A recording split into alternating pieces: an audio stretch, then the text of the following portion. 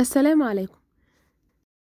النهاردة هنعمل مع بعض طاجن مكرونة بالبشاميل بس بصدور الدجاج بطريقة سهلة وبسيطة. هتطلع معانا جوسي وجميلة جدا. لكل اللي بيحب المكرونة تبقى جوسي بالطريقة دي يتفرج على الفيديو لآخره ويعمل نفس الخطوات وهتطلع معاه بنفس الطريقة بالظبط وأحلى كمان.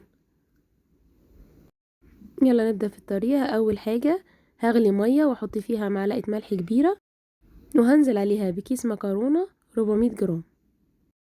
دي الكمية اللي أنا استخدمتها المرة دي. على ما المكرونة تتسلق هروح أعمل الشاورما. هنزل بشوية زيت ومعاهم مكعب زبدة وانزل عليهم ببصلاية متقطعة مكعبات صغيرة. بعد ما البصلة تتشوح هنزل عليها بصدور الفراخ متقطعة مكعبات واحط التوابل بتاعتي: ملح وفلفل اسود وبصل بودر وتوم بودر وبابريكا وشوية كزبرة، وهغطيها واسيبها تستوي ونروح نعمل البشاميل. طبعا انا المكرونة هتتسلق معايا هتاخد حوالي 7 دقايق مش اكتر من كده. هنزل بالزيت والزبدة وبعد كده هنزل عليهم ب5 معالق دقيق هرمية من معالق الاكل.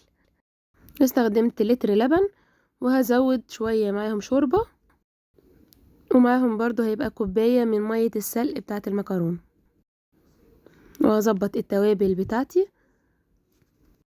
وهسيبها تغلي وهقلب برضو مش هبطل تقليب. الطريقة دي بتخلي البشاميل في حتة تانية خالص.